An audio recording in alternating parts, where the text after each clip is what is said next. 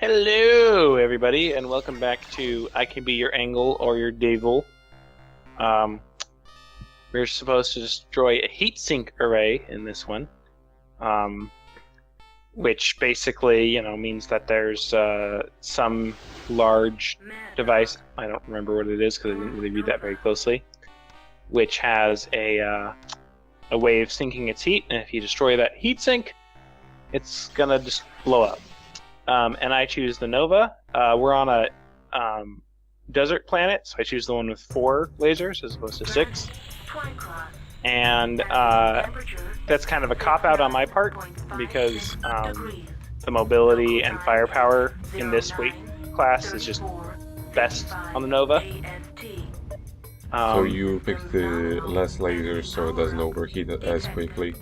Yes, and also I picked the Nova just because it's easy, and this mission is not super difficult. Just walk into the wall so hard, the last time. If you listen to the these little tanks are locking missiles on me, and also don't want to walk in the wall.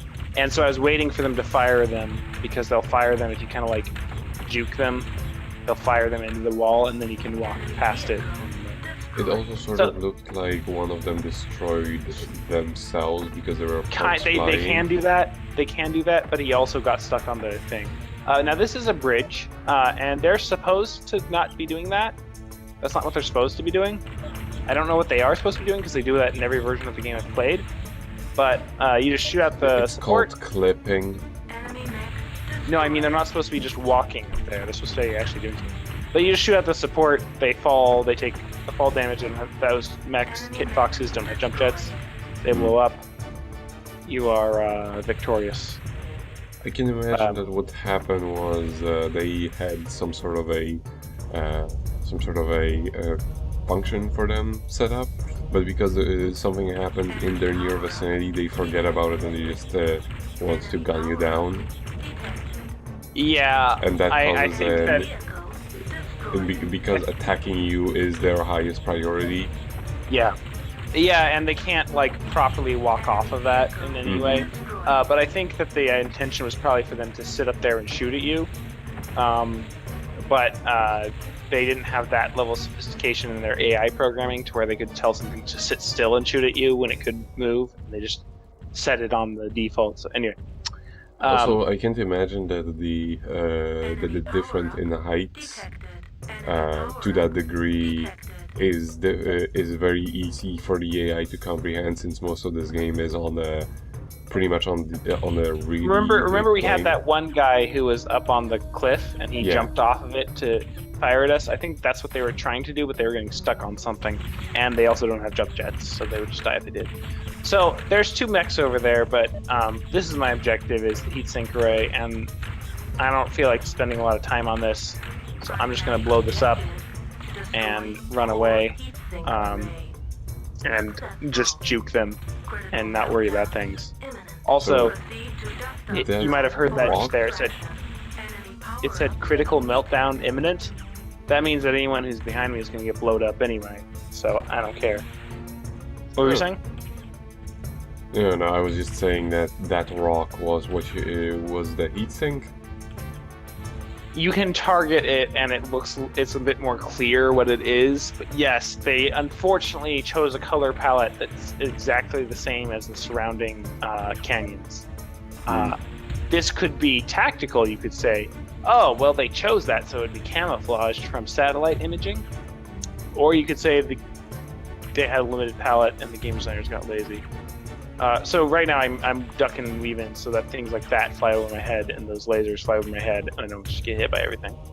Yeah, I can kind of see how that would be a thing, since they only have so many colors to work with. Yeah. And then you turn around this, and you want to go this way, and then you get to hear the most annoying alarm sound for 5 years. It means that something is locked onto you. And all the tanks, there's 3 tanks over there, have locked onto me, but it does not matter, because if you go around this way... Because there's a hill between the 2 of you? Yeah, there's a hill between the 2 of us, so if they fire them, it just explodes on the hill. And if I go around this way, I can make it to the dust-off zone without having to fight them. It's not hard to kill all the things in this level. It just takes some time, and I didn't feel like doing it. So And also ran you had around a this. smaller loadout, so that would take a little more time than usual. Yeah, yeah. Oh, and this one's And actually a lot better. What? Like this heat thing over here. Oh It no, actually that's looks the like something. that's the dropship. Yeah. And then once you finish your mission, so that's the heat sink going critical, or the thing that was being synced heat going critical is why my screen white's out there. But once you finish the mission, there's a certain amount of time before it'll actually exit you, and you can still blow other people up or die or whatever, and it's fine. If you're close to it, it will blow you up as well, right? If you're close to the heatsink, you will die also, yes. It just rips off parts of your armor. Anyway, now we're going into another trial. And look what mech they gave me. And this is the easiest trial in the game because the Novas are overpowered. Their default loadouts are great, and then I've improved on them in the game, but it's just like the mix of what they have is so perfect. So you can see I can just jump jet over here so I can not take the brunt of his fire. They can just, these buildings, or these obstacles, which I guess I have always thought of as buildings, but they're probably not buildings since you're in an arena. Yeah. These obstacles can be destroyed. They take a lot of firepower, but they can be blown up. But I'm just sort of waiting for him to peek out first so that I can shoot at him. And I'm trying to shoot out legs, because this, if I remember correctly, mech does not have jump jets. So if I shoot out a leg, then I can just cycle around the side. But as you see, I miss a lot, and I hit every other part of him too. And just move around him. Yeah, but I was in reverse, so it's kind of tricky. And, Oh, yeah, there's something I wanted to say beforehand. I do love how in all of these early 3D games, the use of limbs falling off is so prevalent. oh yeah, because they're just like, look, we can make things fly around. Ooh. And then when the graphics got better, that sort of became much less of a thing because it was much more difficult to actually make it look believable. Whereas here it's like everything's made of Legos. Deal with it. Impressionism, to a degree, seems more realistic than the Uncanny Valley. Yeah, it's just like there was this one beat 'em up I played on my channel some time ago, called Legend Knights of Carnage, and that game was like ultra brutal and had some of the most hilarious limbs falling off and what have you. It was on the PlayStation, so like they could easily do that, but it's funny how games that try to be much more brutal later on would not have as much things detached from the bodies, because it was so much more difficult to make it look believable. Until Resident Evil 7. But yeah. Yes. So as soon as you shoot a mech's arms off, they become more defensive, and they'll just try to run away from you, regardless. Well, obviously. So then you can... They won't always do it, but typically they will.